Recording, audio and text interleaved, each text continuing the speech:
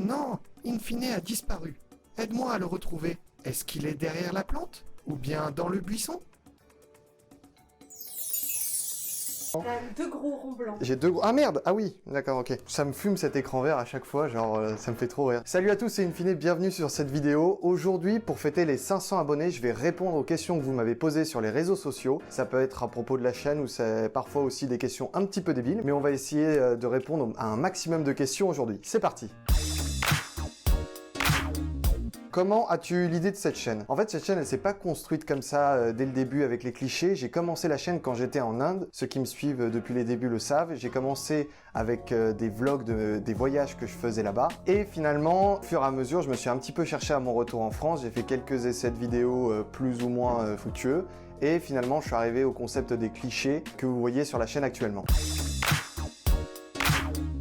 Quelles sont tes sources? Alors mes sources elles sont assez variées, généralement je vais sur internet et suivant le sujet j'arrive à trouver différents sites et je compile les infos et j'essaie de les rassembler et de voir lesquels sont les plus appropriés pour la vidéo. Ça peut être difficile parce que pour certains mythes par exemple il y a plusieurs versions du mythe en question, mais généralement voilà je vais sur mon ordi. À quand une vidéo sur l'Homour Sport? Qu'est-ce que c'est salam alaikum? C'est pas prévu a priori. Quelle est la mythologie qui t'intéresse le plus? J'ai pas particulièrement de mythologie qui m'intéresse le plus, je trouve la mythologie grecque et égyptienne particulièrement intéressante. Et il y a d'autres mythologies et cultes qui m'intéressent, comme par exemple la religion indienne qui arrivera bientôt sur la chaîne, ou alors la mythologie nordique. J'en ai pas une de préférée. Qu'est-ce que tu fais en dehors de YouTube? Je suis étudiant en école de commerce, mais je pense que ça on s'en tamponne un peu, enfin je suis pas sûr. Tu connais le garde champêtre? Le garde champêtre? Le garde champêtre? Oui, le fameux garde champêtre. Non. Quel est ton matériel de montage? Le matériel de montage que j'utilise, c'est Adobe Premiere Pro. Au départ, j'utilisais DaVinci Resolve qui est gratuit. Je vous le conseille si vous vous mettez au montage. C'est assez facile d'utilisation. Après, je suis passé sur HitFilm Express. Et là, maintenant, aujourd'hui, je suis sur Adobe Premiere.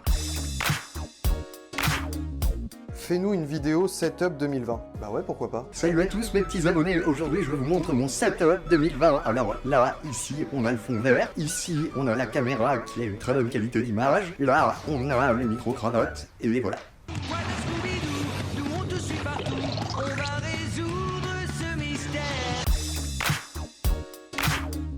Ça fait quel effet d'être un BG? C'est plutôt agréable.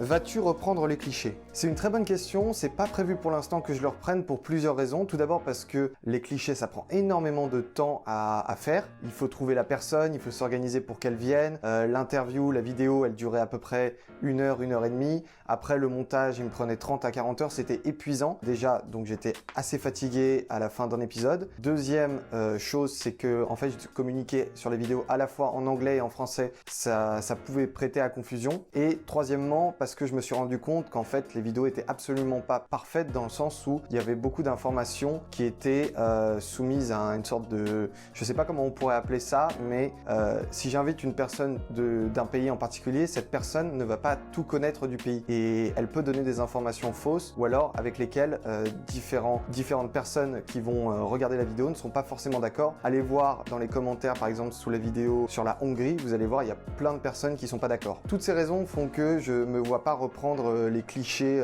Pour l'instant, je suis très content avec les Fast Mythos et je prévois pas de m'arrêter. Il y a même des nouveaux concepts qui vont arriver sur la chaîne à la rentrée. Voilà, c'est la fin de cette vidéo, j'espère qu'elle vous aura plu. Je profite de cette fin de vidéo juste pour vous faire une petite annonce, c'est que je pars en vacances et que je vais faire un petit break par rapport à YouTube, donc il n'y aura pas de vidéo en août, mais je reviendrai en septembre avec de nouveaux épisodes, de nouveaux Fast Mythos, ainsi que de nouveaux concepts de vidéos qui devraient vous plaire. En attendant, n'oubliez pas de vous abonner à la chaîne YouTube et à mes différents réseaux sociaux, et je vous dis à très vite pour une prochaine vidéo. Au revoir.